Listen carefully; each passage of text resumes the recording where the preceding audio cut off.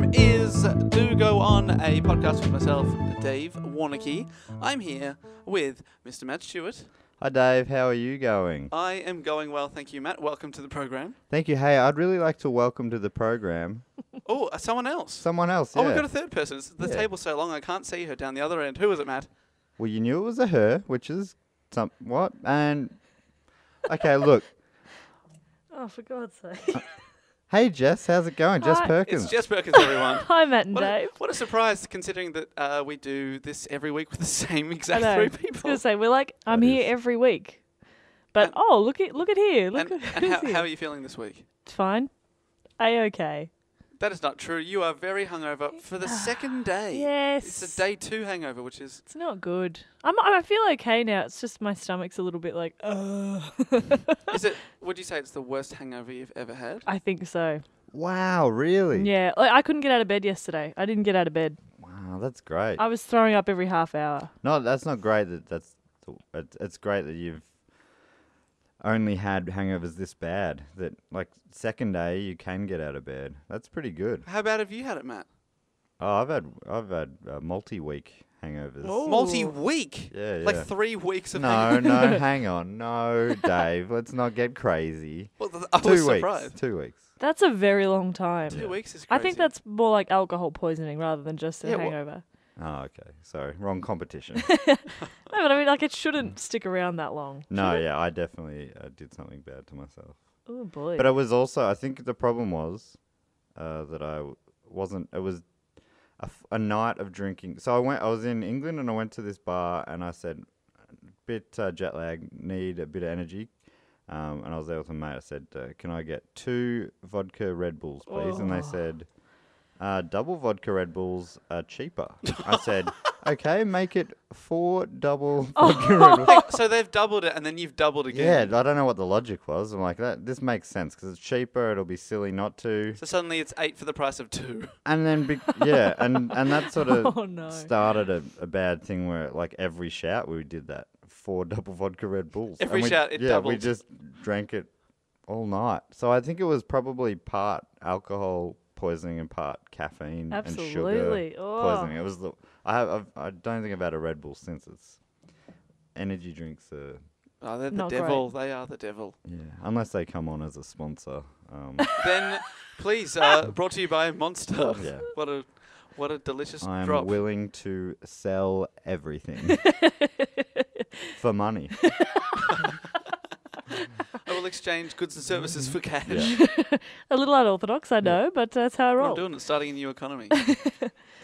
Well, on the show, we like to talk about something, or one of us prepares a report to sort of engage the others in a bit of a lesson on something. And Matt, it is your turn. I'm glad you're not hungover because you're the one who's researched something. I'm tip top, fighting fit. Which- Oh, so although which- I'm a little bit tired from cramming some research last night. Anyway, most of it's already in my head because I'm a big fan of this thing. We normally start with a question, right? Mm-hmm. So my question to you, I haven't thought of it yet. I'm just On the fly. padding here a little bit as I think. Okay, so what would you guys say? I know we're big fans of triptychs here. Oh, yeah. So, Triptych, if you haven't heard the first episode, is where there's a piece of artwork over 3 panels that go together.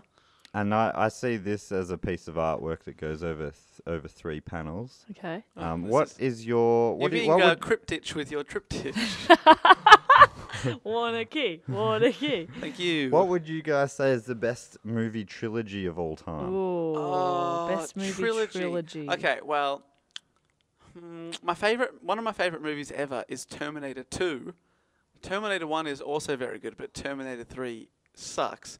But And they've pushed through to like 4 and 5 now, haven't they? I don't know, but if we're looking at 3, maybe Terminator 2 is good enough to make the other 2. What about Lord of the Rings?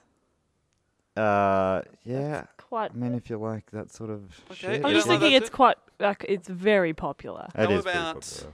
The Godfather. Trilogies. Oh, Godfather's pretty... That's a good Yeah, one. I that's like a good that. one. No, people always talk about number 3 being... So I Yeah. haven't seen the third one. There was a Trilogy. bit of incest in that, which is also a theme in this trilogy. What? Oh, in the trilogy that you're thinking Yeah. of. Okay, As a Incest thing. trilogy. Oh, is it like some sort of weird pornographic trilogy? No. What other Star Wars? Silence is Star Wars does have some incest in it. Yeah, and it's like double trilogy. But that's not it. Man, there's a lot of incest around that I hadn't. Oh. Rocky? I mean, it's light incest.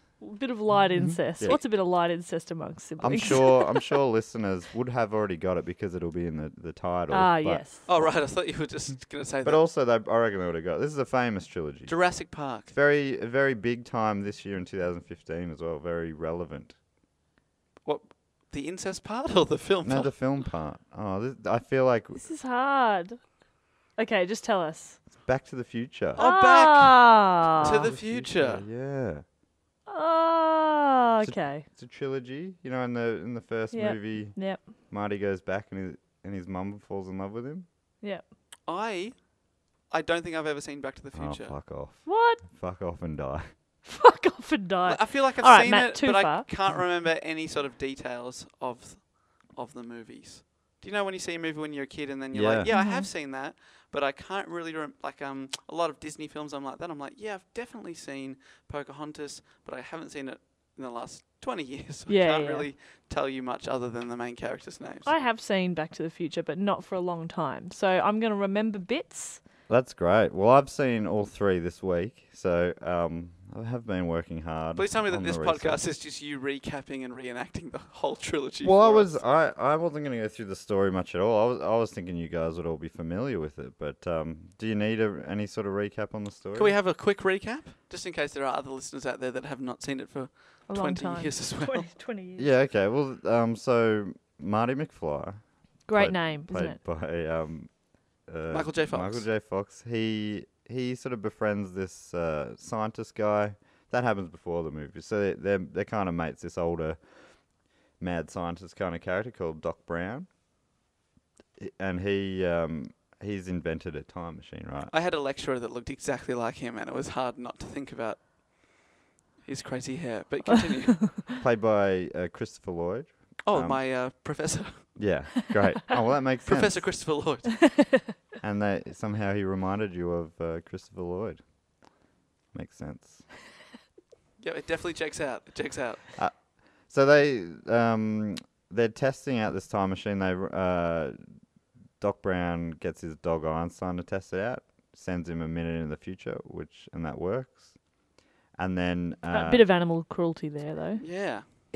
no, the dog's all good. Apparently, the first time they screened it, the preview things, the audience like audibly gasped when they sent the dog, and they thought the dog was going to die. But yeah, so that's interesting. That was your instinct as well. Yeah.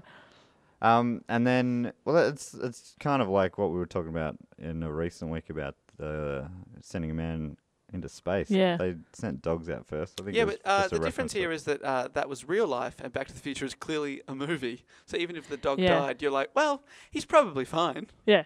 The but character in real dog life, died. Russia sent a dog into space, and it died. So Oh. Yeah, America sent humans into space and they died. So I don't know what. Eventually, what's we the all point there? die. Well, the humans made the choice. I think that's the difference. Anyway, like we're not here. Are we here to talk about animal No, rights? no. I'm sorry that I brought it up. No, I think It's just always on the forefront of my mind. Yeah, me too. Be good to the animals. Be good to everyone. Just everyone be good to each other. Well, the animals. The animals, yeah. be good to animals. So he tested out the dog makes it through successfully, and then so to power it, Doc Brown's had to source some uranium, and he's done so by From Uranus. No. he's done so by getting in contact with some Libyan terrorists who think that he's going to make a bomb for them. Okay, right. So let's talk about the ethics of that. Yeah, no, it's pretty. I don't remember that bit. And then, so he's like, yeah, they're cool. They think I'm making a bomb, but by the time they figure it out, I'm going to be in a different time or whatever. But he, A lot of confidence in yeah, I'm yourself. going to be 1 minute in the future, baby. so they're I'll always be 1 minute ahead. the Libyans don't exist in a minute's time. You're like, catching me now, bad guys. Yeah, I'll see you in 60 seconds. Oh no, that just means I die quicker. Like for him, it's instantaneous. Anyway, that's So anyway, so he's got the uranium He's got from the uranium, Libyans. and to then power so his machine. they've tested it and it's worked. And then so he's like, "Cool, I'm gonna do it." He's got Marty there to document it. He's filming it on the camcorder. But then a combi van full of Libyan terrorists bursts into the car park. Combi van, the vehicle to the Libyan stars. And guys out the sunroof just starts shooting at him. Sure. Is this still in America though? Not in Libya. This is in America. This is in California. It's all set. So the time machine is a DeLorean. You'd be Oh familiar yes, with absolutely. You know that the car. the car, because it's got the gull-winged doors. Yep. That's why they chose it, because it when he travels back, it was more believable that the farmers would think it was a spaceship if it was just a normal car, I guess. I mean, even a modern car would still look pretty Not my car. Not spacey to you take no? my To a 2000 farmer, to a 2000 1955 farmer. 2006 Holden Viva. Yeah, no, you're Still right. probably only get $500 for it in 19. Oh, that's probably quite good in the Yeah, that's 1950s. not bad. Yeah, actually, maybe we'll figure that out. So the car has to get up to 88 miles per hour for it to work as well for some reason. That's the speed that's it the has speed to get to. of light. That's the speed of time travel. 88. So when those guys went into space on our last episode, they've really broken that barrier Yeah, when they they've were broken going that barrier. 10,000 miles per But there hour. was other things at play. They also needed the that technology that he'd created and the nuclear power. So They take off. so the Libyans have come in. They open up fire on Doc and Marty. Doc is killed, and there's a lot of spoiler alerts here. Obviously, if you're going to watch a 1985 movie, I think don't it's much listen. more entertaining to hear you tell us. Yeah, everything about it. I can bring the drama and the comedy. Oh, it's amazing. And so Marty sees Doc die, and they come for him. They take a shot at Marty, but the gun jams. Which is Classic. really lucky. Classic really, Libyans. really lucky. A bit racist. And then Well, do you know a lot of their planes in Libyan airline are banned at most airports around the world because a lot of them don't have lights. The planes. There you go. classic But Libyans. what do you need them for? Just Yeah. fly during the It's day. fine during the day, guys. It's fine. Like if you're in the desert, where most of Libya is, it's like there's a lot of sunshine Yeah. most of the time. It's fine. Fine. Don't God, even worry about it. bloody rules at I airports. hate these rules around airplanes. Killjoys. Right, was it Libya where Bart Simpson, when the school UN round table that they did a little reenactment of in an early Simpsons episode? I Yeah. think Bart was representing Libya? Libya. Oh, And, yeah, he had was like a- shuffling his blank sheets of paper saying, the key export from Libya is maize. Is that a real memory? I might have made that up. Totally think, yeah, and it's at the Lord of the Flies episode. Yeah, it could have been, yeah. yeah. And they're that's all, what and then the model Yeah. UN and Martin Prince is doing the do do do do do, like that's the song of the UN, and they're like, Martin, it's not the time. Yeah. I think it is all the same, isn't it? That's that episode. I'm We sure should it try and is. reference The Simpsons every episode. I'm sure we do anyway. Probably. Nazis and The And Simpsons. the Simpsons. Well, okay, well back to So the future. So Marty escapes luckily from that Libyan gunshot because it jams. He jumps into the DeLorean to try and get away. The date that Doc had put in as an example was October 1955. So that's on the dash there. Marty gets in trying to drive away. The combi vans follow him around the car park. He gets up a bit of speed, hits 88 miles an hour In a car park. in the car park, and lands in a farm in 1955. And Doc's fine. And Doc's dead. Doc's still dead. But in 1955, Doc is alive. So, look, am I going to go through the whole storyline? That's the setup. That's how they get back into the past. That goes along. Marty finds Doc. They're trying to figure out a way to, because they can't access the nuclear power back then. They need to figure out another way of doing it. They figure out that the clock tower is going to be struck by lightning, and that's going to give them the power. So they know that's happening later in the week. A lot of scientists were consulted for this movie, I imagine. Marty, yeah, totally. Apparently, I read one science guy said it stacks up pretty well. A lot of it. Really? Yeah, which is surprising to me as well. Because something they don't worry about much is that everything Marty does would change things in the future. Yeah. And only Like, so one of the main plot point of the first movie is that Marty saves his dad from being hit by a car and gets hit by the car himself. And that is what led to Marty's parents meeting and falling in love. When his dad got hit by the car, that was his mum's dad, and he brought George McFly, Marty's dad, into his house where he met Lorraine, his mum, And then and they fell in love there. And he was born from But that. instead, Marty was taken in, and his mum fell in love with Marty. Oh dear, that's the Yeah. incest we were talking Gross. about. So a lot of the first film is spent with Marty trying to get Lorraine, his mum, to fall in love with his dad rather than with him. Oh, very good. And she knows him as a Calvin Klein because that's the underwear he's wearing. There's heaps of product placement, so much product placement. Wow. Pepsi's throughout the movie. A Toyota ad is the first thing you hear at the start of the movie. There's an over ad? the radio. Yeah, Oh, that's great. yeah. His alarm clock goes off, and Good morning, Toyota. What a great car. but there's kind of fun things like, so there was an ad for, I think it was Statler or something like that, and then in the third film, in the Wild West, there's a billboard for Statler horses. So it's just a reference. Just a reference saying that family business went on from horse and carts to Toyotas in the future or whatever. Oh. Little fun things like that, like are everywhere as well, I found. But so I don't know, this is fucking tedious so far. No, it's fine. I'm enjoying the recap. So yeah, that's I guess that's the basis for the movie. The other big part of it, I guess, is the bad guy through the whole series is a guy called Biff, or in the second movie it's Biff and his grandson Griff Tanner, and in the third one maybe his great great grandfather, or it'll be Biff's. Well, one of Biff's ancestors was. So Biff doesn't sound Mad like a Dog very Tanner. Libyan name to me. So he's not one of the Libyans. He's not one of the Libyans. So the Libyans only play that very small part. So what's Biff's beef? Beef. Biff's just a bully. He's been a bully. He was a bully Biff bully. Marty's dad in high school in 1955. Griff in the second one was a bully to Marty's son, Marty Jr. Oh my goodness. And in the third one, Mad Dog Tanner, who was Griff's great whatever, he was a bully to Marty's great grandfather, Seamus McFly, an Irish immigrant who was the first McFly to land in America, played by Michael J. Fox with a fairly convincing Irish accent.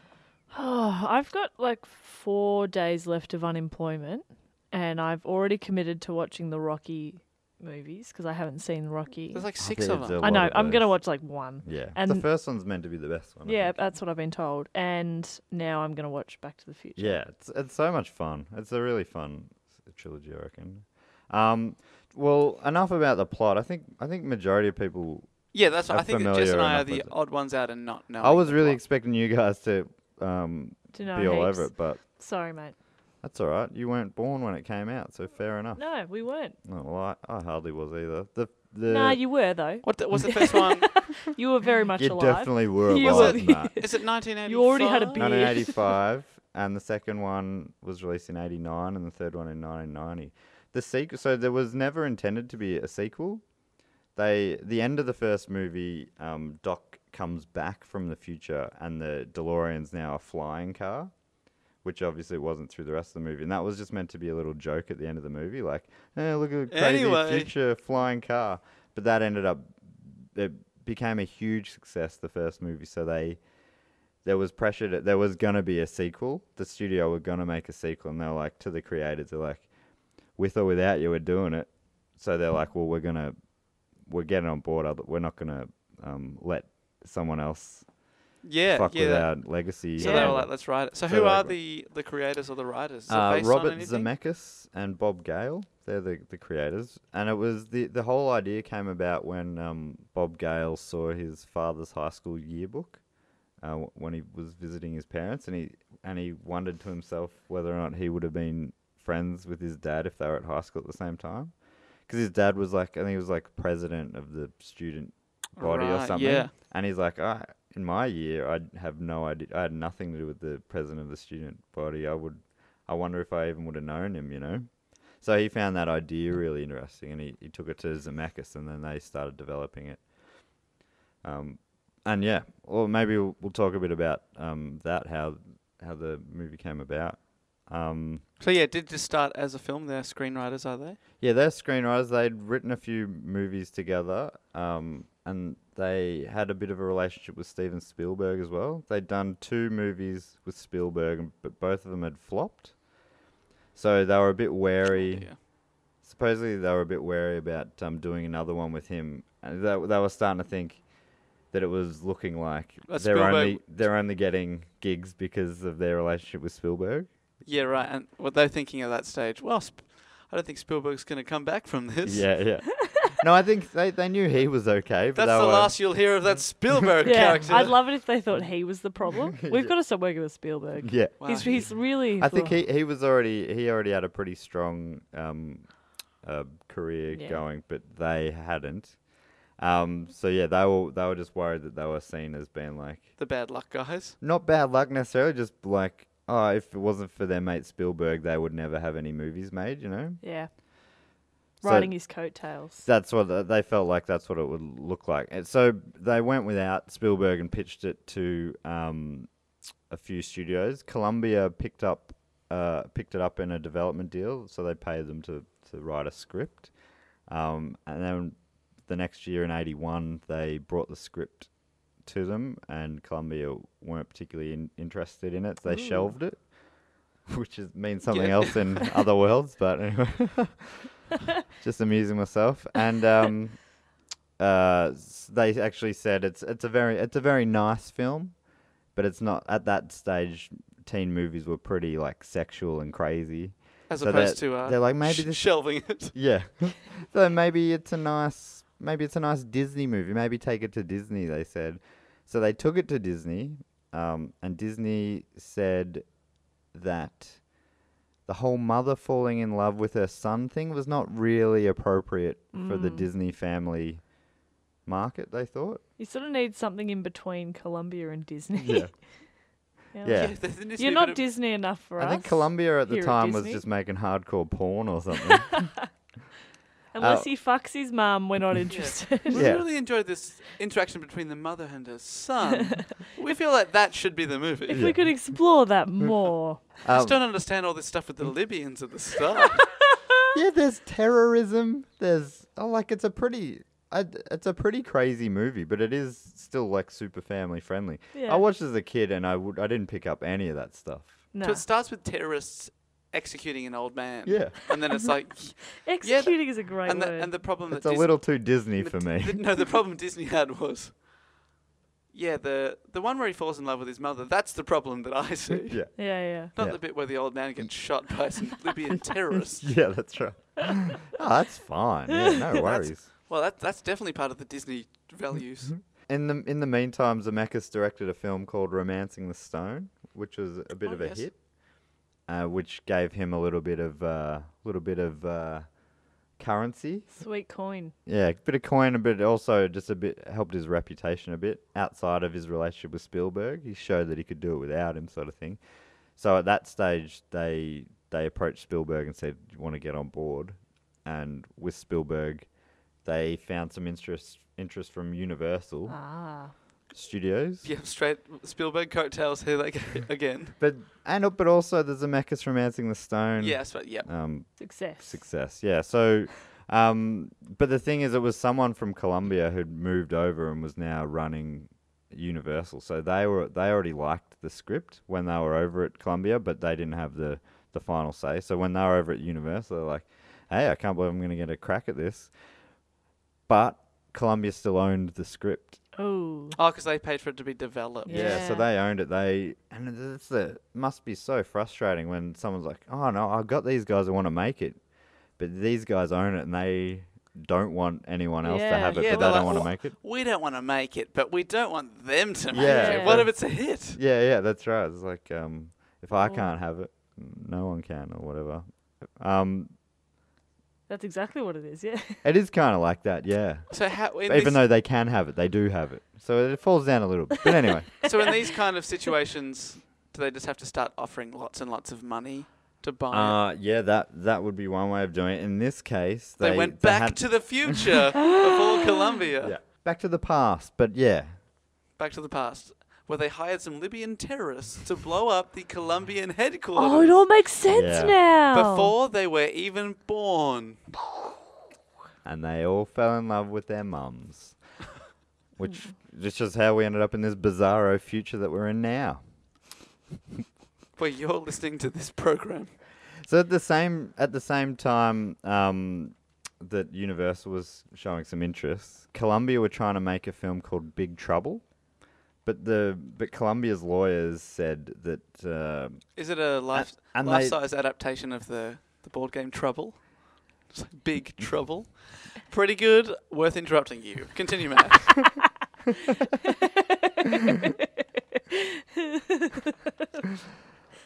So, no, yes, it was. Columbia's making No, Big so Trouble. so they were making this film called Big Trouble, and they'd greenlit it. It was good to go. They were ready to film, but their lawyers like, only problem is, the script is so similar to another movie called Double Indemnity, which they didn't have the rights to, an older movie. So Columbia Pictures traded the ownership of Back to the Future, and Universal gave Columbia the rights to like an Double actual indemnity. swap. Like Yeah. they're doing playing like Pokemon cards. Pokemon Yeah, or like totally. Monopoly. Like, you give me Park Lane, For I'll give you all 3 of these green ones. Yeah. Then we'll both have a set each. oh. that's Or a bit totally- like Trouble, if that- you will. That's totally how it was. But it was at that stage, both were like, "We want this thing you've got. Let's just swap." And it was like a perfect. That's amazing. With hindsight, it's a horrible trade from Columbia because So you have don't I heard even of know what Big Big Trouble? Trouble is. But this is the thing I found really fascinating was Universal only had the rights to Double Indemnity because they just bought a big chunk of movies from Paramount from the pre-1948. It was a 1944 film. They just bought this huge heap of films, mainly to use to sell to TV channels, just Oh, like what? midday movies and stuff. So it was just one little, like, it wasn't this prized possession they had. It was It's like just they like, just had like 200 scripts. oh, well, yeah, well, they went to a garage sale for movies and said, we'll take whatever you got. And one of them was this thing that ended up landing them Back to the Future. Oh my god, that's fascinating. Yeah. You'd never get that these days, would you? Just like just swap ya. It feels like that, yeah, that would be unlikely. Probably because of things like this. Yeah, They're like, probably. Yeah. we're not making the Not worth the bloody, risk. But the surely Big Trouble. maybe Big the- Trouble is right. Yeah. Surely there's some sort of alternative reality where no one's heard of Back to the Future, but Big Everyone- Trouble 4 is coming out at cinemas this And summer. we're so excited. Everyone's like, yes, Big they Trouble brought back Big 4! Trouble. Even bigger trouble. It had Trouble a great just got cast, and it bigger. was. I think it got released in the end, but yeah, there's no. The Wikipedia page is there's very no- small for it, but it's got the cast is pretty great. Who's in Big It was Trouble? John Cassavetes' last film that he directed. Peter Falk's in it. Alan Arkin. So it's like Peter Falk from Columbo. Columbo, yeah. I like Alan Arkin. Yeah, so it was like, and it was, yeah, they obviously Columbia thought it was going to be big, but yeah, it just didn't quite happen for them. Anyway, moving along, there was an executive at Universal who started making suggestions to this script that they just bought. He saw ways of improving it. So, and some of these things came off. His name was Sidney Sheinberg. That is such a sweet producer name. Yeah, Yeah. that's great. Sidney Sheinberg. He You're gonna be a star, kid. yeah. It's me, Sidney. Sydney. Or to you, Mr. Sheinberg. I'll make you a star. See? Come on, Matt, have a go. It's fun. Hey, good on ya. I'm Sydney. Nah. Nah, it's pretty good. Yeah, Pretty good. sorry, That's everybody. probably more accurate, to be honest. Yeah. Hey, I'm Sidney Sheinberg. Nice to meet you. That's probably more accurate what he sounded like. It was not the 40s, but Yeah, this is what the 80s. This guy might have been. It you're was. going right to the top, kid. So It's me, Sydney. Oh, Yeah, Sheinberg. I know, Sidney. Why do you keep saying your name? Stop saying your name. What Sidney, about I've known you for 20 years. you brought us into this office with some suggestions to the script. What do you want to say? Oh, get there, kid. I'm Sheinberg. I'm Sidney Sheinberg. Yeah, your name's right there on the desk. Yeah, I I can see know, that. mate. You were the best man at my wedding, Sidney. I know. So okay, these are So did you make these some... are his suggestions, Oh, good. and these ones, a bunch of them were used. So he suggested they change Marty's mother's name from Meg to Lorraine, which happened. Oh. And I think I love quiche. You see, kid, I'm eating quiche every day. Lorraine. It's big. It's big in the 80s. He was. It sounds Find like me one person called Meg. Hey? Come on. What the hell's a Meg? I've never eaten a Meg. You ever eaten a Meg? Quiche. Everyone's talking about quiche, Lorraine. Lorraine. My God, I've done it again. I'm Sidney Sheinberg. Sheinberg, you've done it again. He I says think you're it to pretty close. himself. All right, what else does he say? I think you're pretty close to the kind of guy he was, because they are the kind of. I don't know about the voice and stuff, but they're the kind of. The reason he was Lorraine was because it was his wife's name or something. I think so. That was just a totally vain reason. That's He brilliant. also suggested changing Professor Brown to Doc Brown, which they did. Nobody trusts a professor. It's all about the ducks. You know who you trust? Your doctor. He should be a doc. You duck. I've never had a gloved professional put his finger in my ass. But a duck. I've had many a duck. See what I'm talking about, kid? I'm Sidney. Dr. Sidney Sheinberg. Okay. Your new character, Sidney Sheinberg, Sidney is Sheinberg. just about the funniest thing I've ever heard Do in you my reckon life. Sheinberg's still alive? I think he might be. Oh my God. Yeah, well, I reckon we should get him on. Quiche Lorraine. Let me click on his. We offer him a quiche, Lorraine.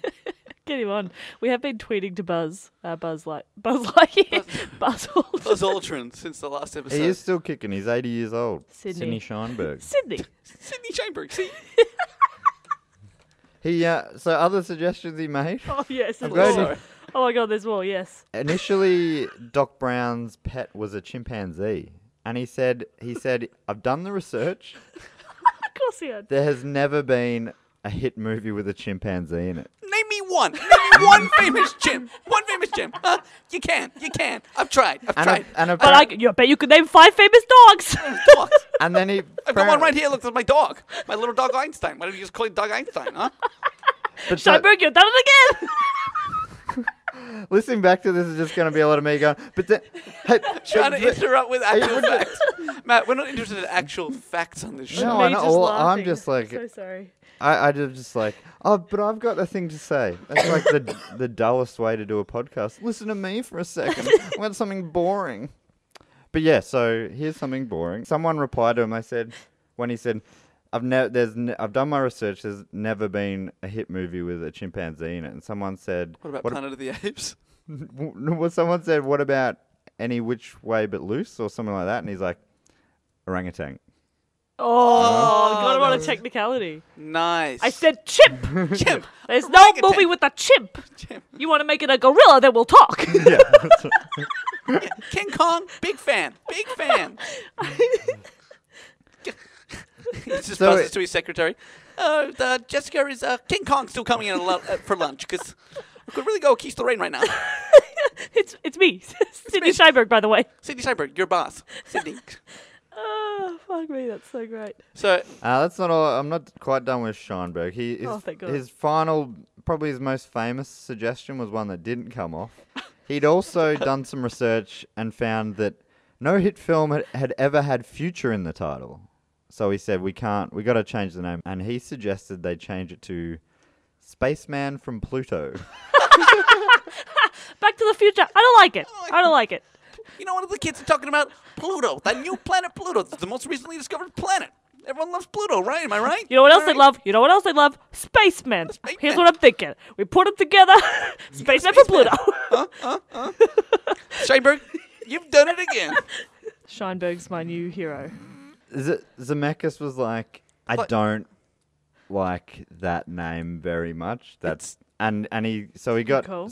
he contacted Spielberg. He's like, Spielberg, can He's you call like, it? You're the Schein- only one that Sheinberg yeah, respects. pretty much. He's like, yeah, the Bergs. He's like, geez, their names are very similar. There's Yeah. only a couple. Anyway, is that a conspiracy? I wonder. Same But person. You never seen us in the same room. Do you think? Yeah, it's Steven Spielberg doing a character. Yeah. Imagine. It's me, Sidney Sheinberg. That's why he keeps saying his People name like- just to remind like, himself. is that you, Stephen? I gotta go. No, it's Sydney. It's like Mrs. Doubtfire. Where he's got two dinners. I gotta put my face in some cream right now. So he got Zemeckis got on to Spielberg and said, Dude, what the hell? can you please do something about this? So apparently, Spielberg sent a memo over to Sheinberg and said something along the lines of, "Thanks so much for that. That is such a humorous memo. We really got a great laugh out of it. Cheers." Ooh. Just like playing it like we assume you're joking. Like obviously. Spaceman from Pluto. Yeah, a very funny joke, you know. And apparently that embarrassed him into dropping the suggestion. Good. He just never brought. He was like, yeah. Yeah, I'm Yeah. a gag man. But they took 3 out Sydney. of 4 of his suggestions, so... Yeah. No, they were definitely listening to it. Actually, no, to they a didn't point. about the dog, did they? No, they kept the dog. No, they did change it to a dog from a chimp. They had, a They had it as a Oh, chimp. okay. It was yeah, gonna of be a course. chimp, That's not right. an orangutan, but a chimp. Another change that I don't think Scheinberg was involved in was initially the time machine wasn't going to be a car. It was going to be like a stationary vault sort of thing made from refrigerator parts. It was basically going to be a refrigerator, and that was going to be the time machine. But and it was going to be powered by an atomic bomb. Ooh. They had to go in 1955. They had to go to a bomb test site. But Spielberg was worried that kids would trap themselves in refrigerators, Sure. apparently. So that's why they changed it to a car. And the car was a lot more versatile as well, because Yeah. it could also be used as a car. Which is handy, isn't Yeah, it? which turns out to be pretty But what if handy. you want a cool beverage? Oh, that's a good point. You got to drive to your fridge. Well, that's doable. It's doable. I guess that is doable. Oh, God, that's so funny. Yeah, so he's probably my favourite thing about the whole story that I found is more so now, but the Sidney Sheinberg. I didn't realise there was going to be so much juice in it, but I'm a big fan of the Scheinberg. Scheinberg, you did it again! You're a star, Scheinberg! That's Has what he- he has he yells pro- to himself yes. in the mirror in the morning. Has he produced like a lot of hit films? Like if we look up Scheinberg, I will look up Sheinberg. we know he's alive, aged 80 or in his 80s. But like, I would love it if he had produced some films, or is this his his shining moment? I mean, this has got to be. Surely this would be his big moment, right? But Feather in the cap. let's see. What's his career? He's been married to actress Lorraine Gary since 1956, so that's where the Lorraine came from. Lorraine! I like quiche. I like that you went straight to quiche and not like, it could be somebody else's name. No, Like his wife, quiche. Whenever I hear Lorraine, I instantly think quiche. of I'd love a quiche Lorraine right about now. Fair enough. Oh, Scheinberg is also known for discovering Steven Spielberg. Oh. Yeah, because they're the same person. Yeah, that's right, exactly. Oh, so maybe Spielberg's a character of Scheinberg. Yeah, I think that's it. Well, that makes sense to me. Nobody was taking Scheinberg seriously, so he invented this protege, Spielberg. What's his first name? Steven? Steven, Steven! His name's Steven! you're gonna love him. He's not me! What? I gotta go for 5 minutes, but Steven's gonna come right back through that door. I think Wait here. he was included. So he helped work on Jaws, E.T., Jurassic Park. So a lot Oh, of I've- Spielberg's ones. I've heard of them. Yeah, I know of them. And Schindler's List Okay. and Back to the Future. Geez, Back to the Future is right down the list on Oh, wiki. Wiki. Do you want to talk about the cast at all? Do you know much about the cast? Oh no, to be honest, we've got Michael J. Fox and Christopher Lloyd. Yeah, My Chris Lloyd's so good. Yeah, big fan. So big fan. obviously, movies then usually it's rare that you just starts with the first choice and that's who it ends up being. Oh, So there were other it's choices and And it's always that thing of, imagine if it was that role. It would Yeah. it would have sucked if it was, Totally. so I think I've read that I've read a bunch that Marty McFly was their first choice, but I've also read he initially said he couldn't do it because of Michael his J. TV commitments at Family Ties. Family Ties. And the yes. producers at Family Ties wouldn't release him to shoot it. Until Scheinberg got in their ear. Yeah, apparently Ralph Macchio was offered the part. Ralph Macchio, the Karate Kid. Oh, yeah. Wow. Okay. It could have done wonders for his But later career. he knocked it back. Oh, it would have been amazing. He knocked it back with a karate chop. Chopped it back. He just chopped the script in half. Hiya! And they were like, man, you're really going to typecast yourself if you keep demanding to do this in every meeting. Stop wearing your black belt to Hollywood. He just walks down the street with it. Yeah, his manager would just be so pissed off. Come on, we really need to do well in this meeting. No, not today. Chop. And he does that. Just a karate. What's that classic movie did? The Wax on, wax crane. off. Oh, yeah. He waxes you on and off. Ooh. Oh, hello. That's like him saying yes or no to a script. Wax off, wax off, wax on. This is good. Oh, wax on. I'll go for this part. Don't say wax off too much. But okay, so Fox knocked it back. He had to knock it back. So the role was initially given to Eric Stoltz. Are you familiar with him at all? You might know him by know face. the name. He's been in films like Pulp Fiction, Yay, I know his Killing face. Zoe, Kicking Who and does he Screaming. play in Pulp Fiction? One of them dudes. Yeah. Do you know which dude? One of the Don't know, guys. that's the John Travolta. Yeah, he plays John Travolta. No, you're thinking of Face Off. Oh, sorry, I'm thinking of Face Off. Yeah, that's right. Yeah, so he was given the role initially, but and they shot for 4 weeks. Oh, they did a whole month with him. Yeah, they did a whole month with Brutal. him before. I've read different things. I've had all of them say that the producers, Spielberg and also director Zemeckis, saw him as being unsuitable for the role. Great, he brought great drama to it, but not the comedy. Oh, Ooh. and So it is sort of a comedy film. Yeah, that's right. So, okay, so Eric Stoltz played Lance, Vincent's drug dealer in Pulp Fiction. Oh, he's awesome. The guy that won't answer the phone eating the cereal. Yeah, that's right. I think that's right. Yeah, I haven't seen that movie in a while. And he's the one that injects. That Uma movie's a Thurman. trilogy in one. Pardon? No, he's the one that gives the You'll enjoy editing out that nice little pause there. trilogy. I thought Dave just died. He looked, his eyes glazed Oh over. no, because I said That movie was 3 stories in one. Pulp Fiction was, I said it was a trilogy in one, and you That's what just you like meant. looked No, at me 'cause I was thinking and had of- a stroke. No, I was imagining the character of Lance. Yeah. Well, I appreciate that as we're recording a podcast. You're just silently imagining something, you jerk. Just thinking This about guy. it. Just thinking about Uma Thurman being He's doing it injected again. Look at him. injected in the heart. Anyway, I love you, Uma. I love you, Uma. I thought you were going to die in that movie. You looked into the middle distance there, which Yeah, is we hard lost in him. such a small room. I was lost. I was lost. So yeah, he's shot for 4 weeks. Apparently there are a couple of like small glimpses of him in the final cut as well. And I read a bunch of different accounts of it. One of them was talking about how they'd made the decision but hadn't told him and kept shooting for a little while and just didn't. They were like, And they were like, Pe- sorry, mate, they're like- there hasn't been filming this camera for 3 weeks. no, they were filming. It was like, are we gonna get the reverse angle? Like, oh Well, no, I we'll get don't that want- one later. We'll get that one later, sort of thing. But they're like, so they were why- getting all the shots of Doc.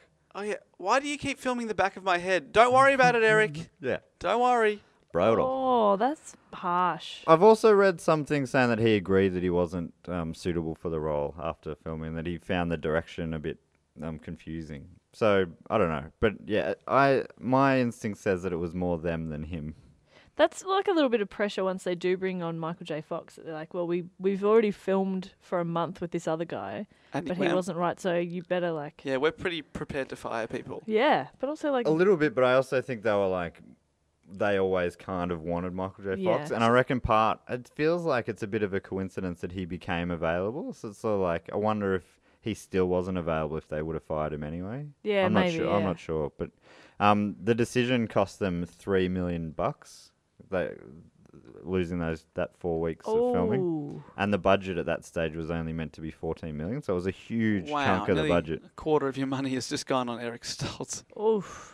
Yeah, and all the crew. I mean, Yeah, all the obviously crew and he's not everything. being But paid yeah, for him, but yeah. on that decision, Oh, so Fox jumped on board, making a deal with his producer at Family Ties that he would still, if there was ever a conflict, Family Ties wins. So he kept filming Family Ties Monday to Friday during the day, and then filming Back to the Future at night. till about 2:30 in the morning. Wow. Having around 5 hours sleep, getting up and doing it again. So all the nighttime shoots were internal set shoots. And then weekends he would do the exterior Oh my shoots. goodness. So it's just hectic. And there was a quote somewhere that said he goes, I always dreamed of working in the movie and television industries. I just never thought it would be at the exact same time. Oh, wow. Yeah. He's a witty guy. I feel like it was probably much funnier when he said it. Sorry, Matt. You just don't Matt have. looked at both of us like, and hold for applause, hold for Let's- applause. I did the Eric Stoltz reading of Yeah, I the was about line. to say let's replace you with Michael J. Let's let Dave do it. Dave, you do that line. I always dreamed of being in the television and film industry. Just never thought it'd be at the same time. Am I right? I'm Michael J. Fox. Thank you. Do all your characters just say who they are a lot? Yeah. Yeah, just to reinforce it. It's Yeah. an audio medium. And I only have one voice. No, I've got two voices. The other one's Steinberg. Okay. I'm Sidney. I like Michael J. This Eric Stoltz, I don't get him. There was some collateral damage from the Stoltz sacking. His Marty McFly's girlfriend in the movie was to be played at that stage by Melora Hardin. But she was seen as being too tall. Yes, that name is funny. Jess is laughing. It is funny. Melora I'll Hardon. give you, I'll give you a Hardin. Melora Hardin. hard on. Hardin. But she was too tall for Michael J. She was too. Michael J. Fox is about 5'4", Oh, and he's tiny. so she was seen as being too tall to be his girlfriend. So she was Tall girls never date short guys. she was recast. Her part was recast Imagine if she was recast as Eric Stoltz. by Claudia Wells. Who then? Sheinberg's like, I'll play his girlfriend. I'm only 5'7". I'm 4'8". I can wear heels, guys. I can wear heels. So who's Claudia? I've got beautiful eyelashes. Watch him go. So Claudia Wells played Jennifer in the first movie, but wasn't able to play her in the sequels. So she was recast because she had personal reasons. I think it sounds like it was her mum was a bit crook. So Elizabeth Shue came in to play that role. Same in character the or just second new and- girlfriend? No, exact same character. They You even think that refilmed one of the scenes. So the end of the first movie is the same scene as the first of the second movie. They just reshot it, shot for shot, just with a new actress. Oh. Yeah, which I never noticed as a kid either. But yeah, so that that was because of Stoltz missing out. It meant that Hardin, but she's still a working actress. She's on some big time TV shows that I've never heard of in America to this very day. Look at her go. The Good on hard her. on is still hard. Yeah, she's still doing really well. Then other cast members. So you got Christopher Lloyd was cast as Doc Brown, and that was after John Lithgow was unavailable. Oh, he'd be good. Yeah, he would have been Yeah. really good. Also, apparently, Was he old enough yet, though? To look crazy. Well, the problem with it, I mean, the problem or the tricky thing about it is that the Doc Brown character is multiple ages. He has to play a 30-year gap in age. So So if you're young, then you're gonna have to make yourself up to look older, or vice versa. So it wouldn't have necessarily mattered. You probably want to be somewhere in between. I feel like Doc just always looks old though. Yeah, he kind of does. I guess he's meant to be in his 30s in the first one, and in his 60s. No, sorry, his 30s in 55 and his 60s in 85, I guess. Yeah. But yeah, he's obviously pushing it for 30s in the first one. I don't think or maybe it's 40s and 70s. I'm not sure.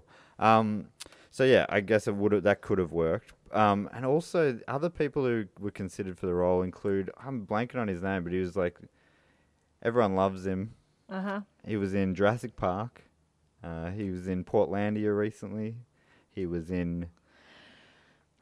We'll see. This Are you is talking about Come on, Dave. Life Just Finds a Way? Yeah, maybe. Who's that? Jeff Goldblum? Yep, that's him. So he was up for the part as well. He is the sexiest man. Anyway, yep. So, yeah, it ended up being Doc Brown. Doc Brown also is quite tall. He's 6'1". So in the movie, they had to you use mean trick photography. Christopher Lloyd is... Oh, sorry, Christopher Lloyd is Is how tall? 6'1", so Okay. pretty tall. But compared to Michael J. Fox is really tall. Oh, wait, He's yeah. tiny. So they had to use trick photography sort of things like depth perception sort of stuff, and also Doc Brown hunched a lot, and that's why. So he could be in the same shot as Marty. Just imagine. Keep hunching. More. More. He's like in a ball on the floor. Yeah, please hunch. They should have cast him in a wheelchair or something if they needed to. Maybe like a Segway. No, that makes you taller. That doesn't work at all. Sorry. Put Michael J on a Segway. Yeah, put Michael J on a Segway. On Can we get stilts. a box or yes? I think look, this is why we should be in production. Apparently, Christopher Lloyd took inspiration from Albert Einstein and the conductor Leopold Stokowski for the part he played. Oh, right. Just in life. They're just his idols anyway. Which Fun conductor? fact. I've never heard of him. Leopold Stokowski, Nice. famous in the Nice. 80s, perhaps. What do you reckon Leopold Stokowski would sound like? Great Scott. I've got two voices. One is my own. The other is Steinberg. I can find another voice. I don't have one. Go low. You've gone high. Yeah, now go really low. Hey, I'm a conductor. Look, Hey, I'm a you've now got a triptych of voices. Yeah, that's right. I'm a triple threat of voices. One of them is my own. It's not bad. So Lorraine, the Marty's mum, was played by Leah Thompson in part 1, 2, and 3. Her main role was in part 1. She's playing Marty's mum, but she's actually only 3 days older than Michael J. Fox. Ooh. 3 days. But that's because Oh, again because of the because in flashback, the yeah. 1955 she was playing her own age basically, It's like me playing or your mum. young even. Yeah, it is, because you are 2 days older than I am. I do have a joke about looking like a mum from a nappy San ad, but You do not- look like that. I know this that outfit. shirt and everything I know. about you was very I often wear this when denim I tell on that white. joke. Yeah. Yeah. The white boat shoes. Yeah. You Did are you- looking very Mummy. suburban mummy. Did you notice that yourself, or did someone once tell you that? Somebody said I could play. I don't think I look my age, so they said I could be like 22 or 32. You know, like you'd sort of be like, oh, yeah, she looks like old for 22 or young for 32. Yes. You're one of That those is the guys. weirdest logic. To me, that just means you look like you're 25. Yeah, hold on. Didn't you just Yeah. find the middle ground there, Yeah. don't you? Yeah, I don't know. Look, you're definitely not 25 or 26. You are either You're either 22. 115 Yeah. or you're 6. a toddler. Yeah, yeah. So I could play your mum, based on that logic. There you go. And then, but like that. Crispin Glover, who played God, I love Marty's, that name. I love the name it's such Crispin. a sweet name. Have you seen his? He's got a pretty famous interview on an early Letterman, and it's super awkward and a lot of fun. I still don't know if it's put on or not. But at one point, I think he goes to fake kick him or punch him or something. And he Letterman just misses fake his punts. face. No, Crispin. He goes, look, I've got value. I can kick.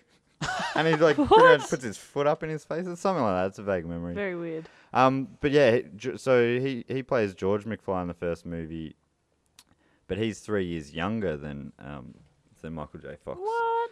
So it's interesting.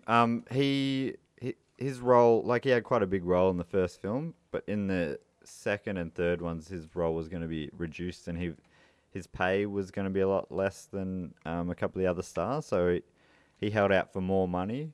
He got a second offer, which was less than the first one. Oh, that is Oh. classic Brutal. Yeah. Sydney. That is, yeah. That's got Sydney all over it, doesn't Doesn't it? it? Okay, you want to wait? Oh, yeah. Okay. Okay, I'll tell you what I'll do. I spend your money at the track. Now I'm a millionaire. You're getting less.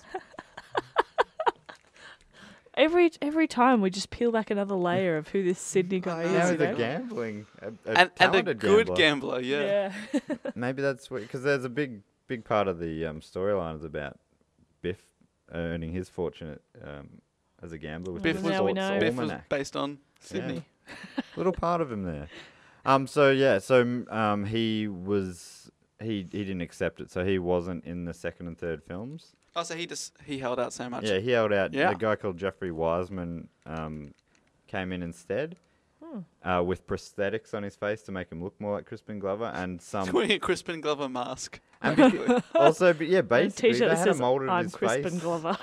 had a mold of his face from the first film because they had to age him in the first film, so they were able to do it pretty accurately. I never knew until recently that wasn't even him. But they do tricks like in the future. George McFly has done his back. Like in 2015, he's done his back, so he's in this weird upside down thing. So it's a bit harder to tell. So every scene you see him, he's never just like face at the camera. It's always like back of his head, side on, upside down. Right. Do you still think if you use a mask of someone, do you have to pay? Well, because of this. Okay, so I'll just read this chunk off online. So Crispin Glover sued the filmmakers as he had not granted permission to use his likeness in part 2. His suit named John Doe 1 to 100 as defendants, so he did not have to name all the individuals he was suing.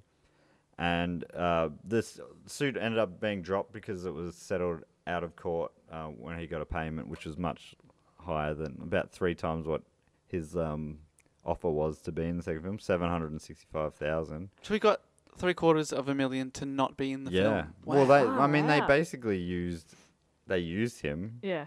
But without using him, and they decided that would be cheaper than going to trial. But because of this case, the Screen Actors Guild subsequently introduced new rules about illicit use of actors. So now you can't do stuff like that. Oh, you can't just use someone's... I can't put on like a Robert De Niro mask and pretend to be Robert De Niro. Not without... Like, I imagine you could do it if you were mucking about. But if you were pretty much going... You've heard my accent range. Yeah.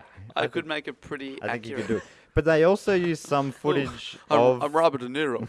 I'm Robert De Niro.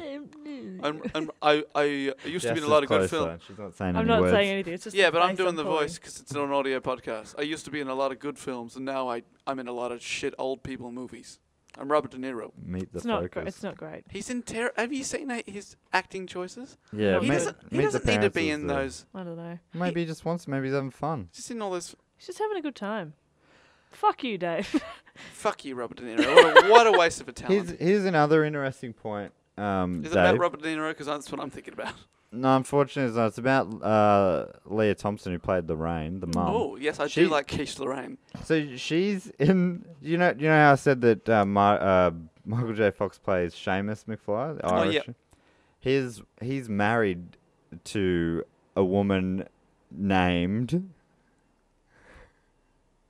Maggie. Okay. Good. But Maggie is playing... Why was there such a big pause? There was a pause because I couldn't find the name. Maggie. I thought it was. I thought it was like a big. I was pausing for effect. No, I thought it was going to be like a really, really, really funny name. Yeah. No, it was nothing like Maggie. It's not funny. And Maggie McFly is Marty's paternal great grandmother, but she is played by Leah Thompson, who played his mum also. Right, so not on the right side of the family. So again, it's got Michael J. Fox. In a relationship basically with the person who's playing his mum, which is different. But they said, because it makes no sense that she would have any resemblance because she's from a different side of the family. Yeah, but they, Zemeckis said that he imagines that McFly men are simply genetically predisposed to be attracted to women that look like her. Okay, that's weird. That's very un-Disney. That's very weird. Yeah, no wonder.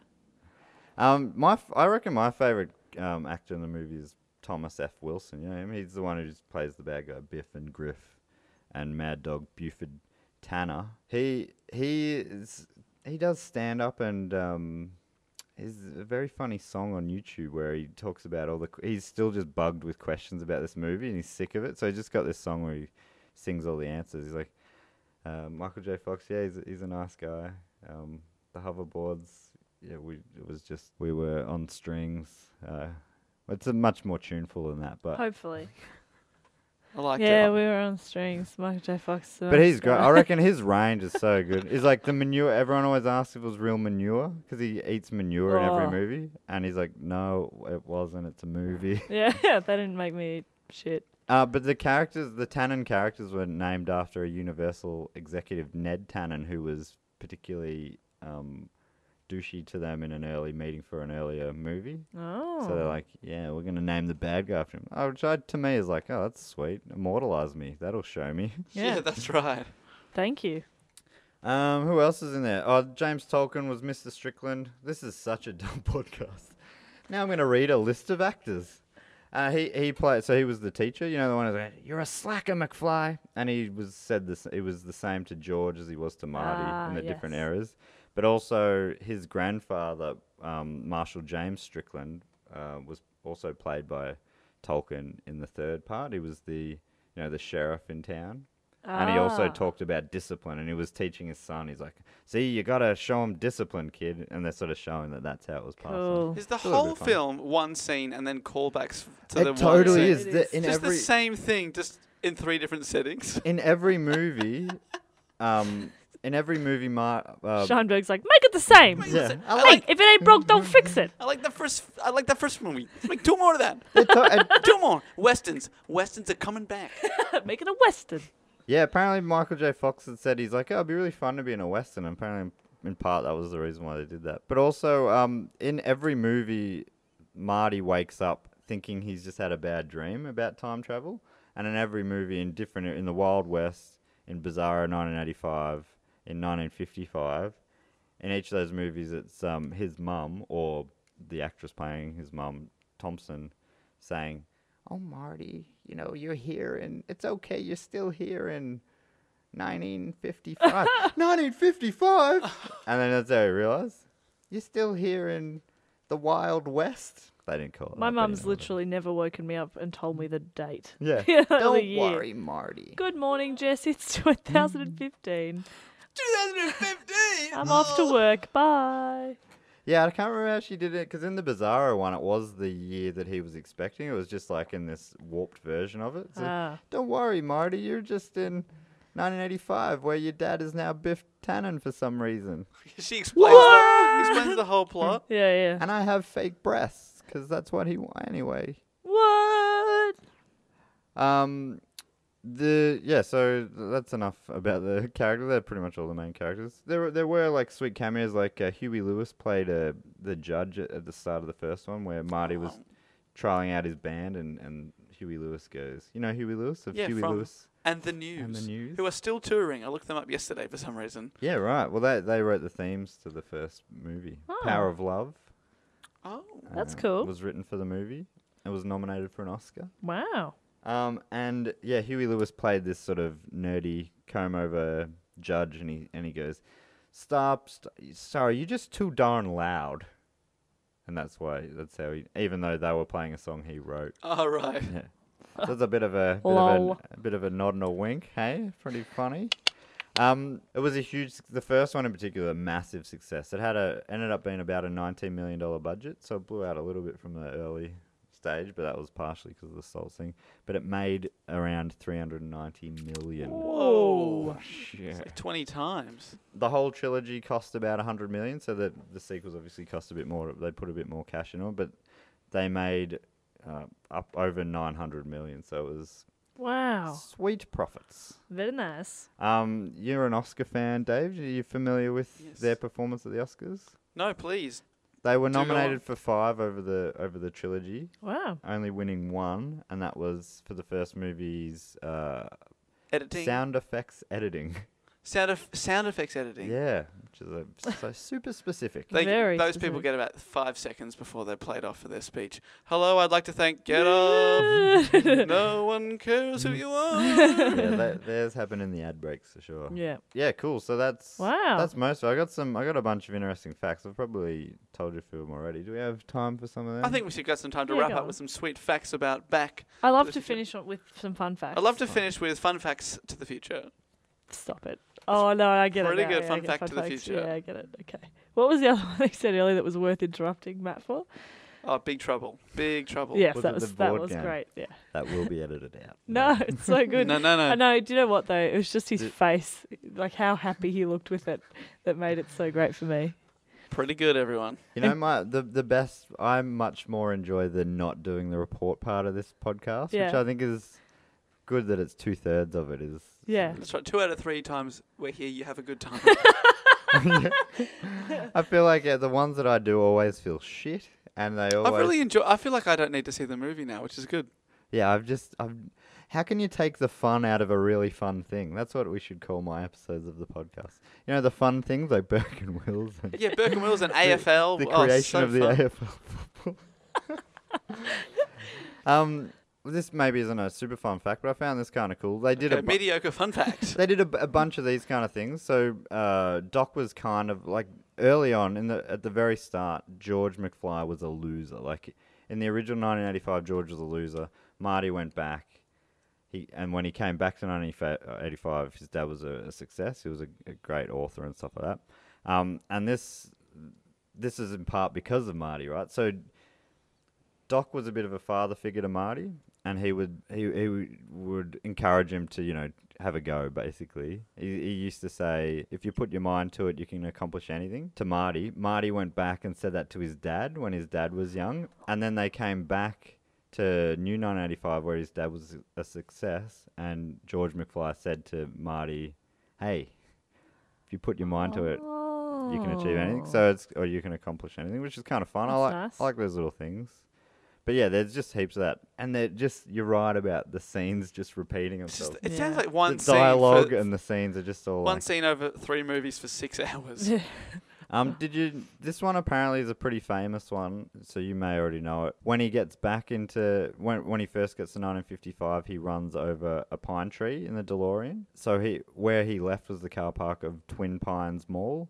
And when he gets back to 1985, it's called Lone Pine Mall.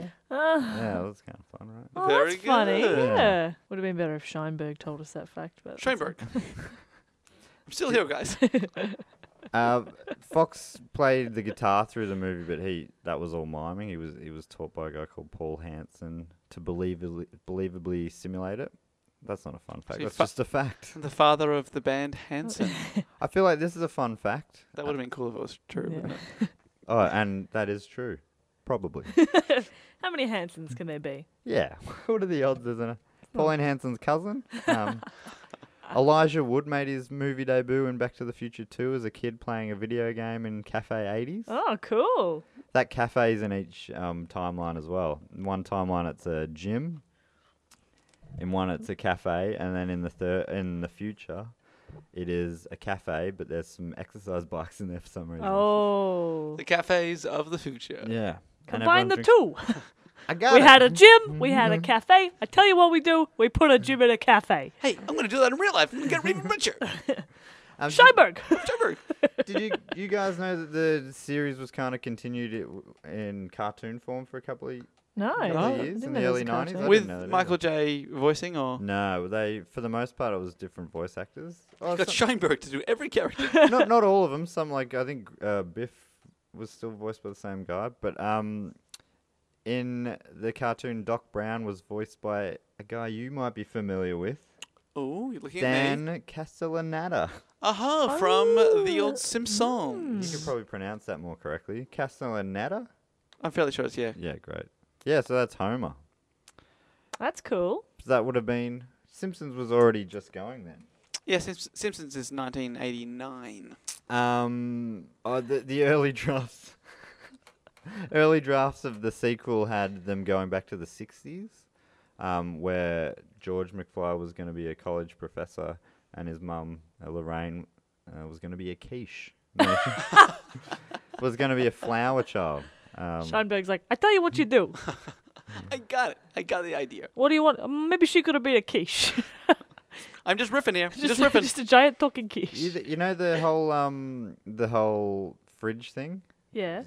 Spielberg, he sort of poo-pooed it because he was worried about the kids. He ended up using it in the 4th Indiana Jones. Oh. Indiana Jones survives a bomb blast, a nuclear bomb inside blast the inside a fridge. fridge. Yeah, That's right. that's where he got that inspiration from. Spielberg's not a fan of episode 2, the one that comes to 2015. He says, there's a quote saying, he says, episode 2 is that little dip in a trilogy that we all go through, like Temple of Doom. Wow. Which I don't know what that. That's not, Indiana Jones. Yeah, right, great.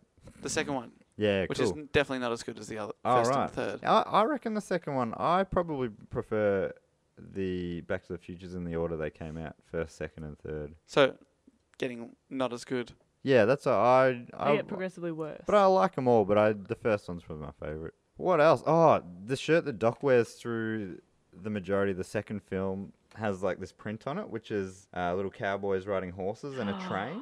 So it's just like it's foreshadowing how the third movie Very good. goes. So many in Which jokes. is fun. So Yeah. many. Because in the end of the last one, he ends up turning a train into a time machine. So that's sort of foreshadowing the conclusion of the whole trilogy. Mm.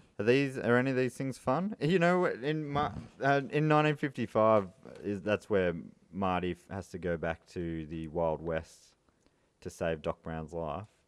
He younger Doc Brown in 1955 dresses him up in what he thinks is Wild West clothes, but it's like, campy Western movie clothes. And on the clothes, he has the symbols embroidered of the atomic blasts. Oh. Yeah, so you can sort of see that. Or atomic energy, anyway. So just little things like that. Which Cool. They seem to enjoy little fun things like that. I found this one, there's just a couple more here. The first thing you see when they go back to 1955 the first time is a scarecrow. And some people have a theory that it's a little reference to the Wizard of Oz, because when they travel into a different reality in Wizard of Oz, the first thing that Dorothy meets is a scarecrow. It feels like maybe a long bow, but Oh, okay. yeah. Longbow. And also, you guys familiar with Sherman and Mr. Peabody from Oh, yes, the cartoon dog. time traveling?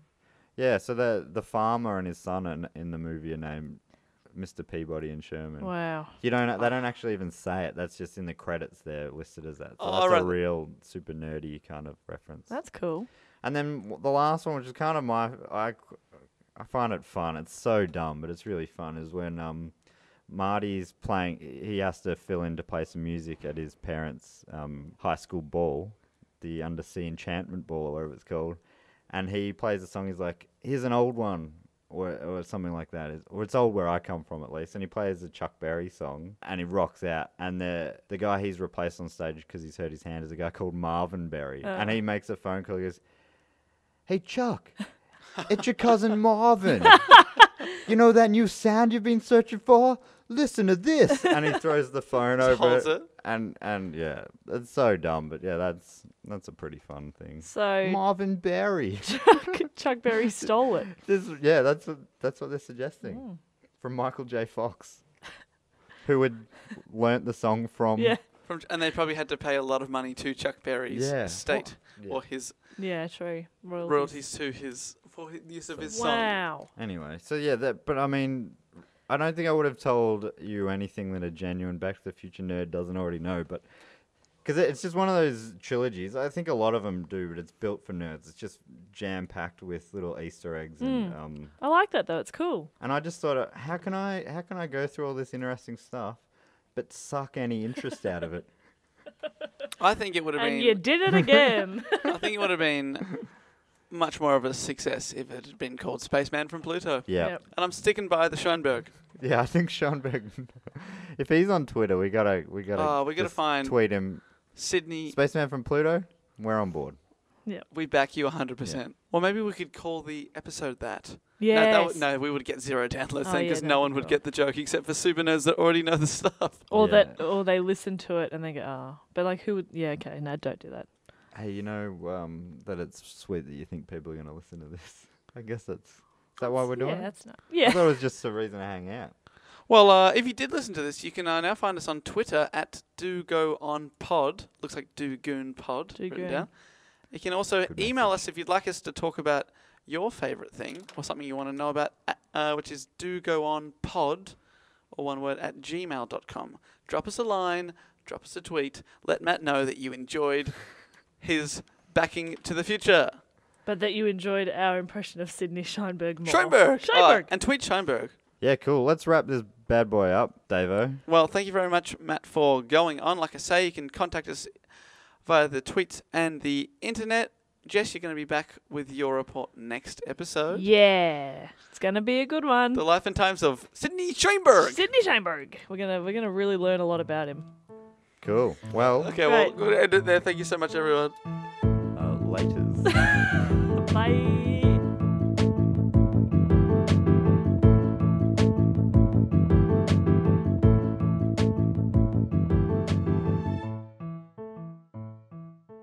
I I love Sidney.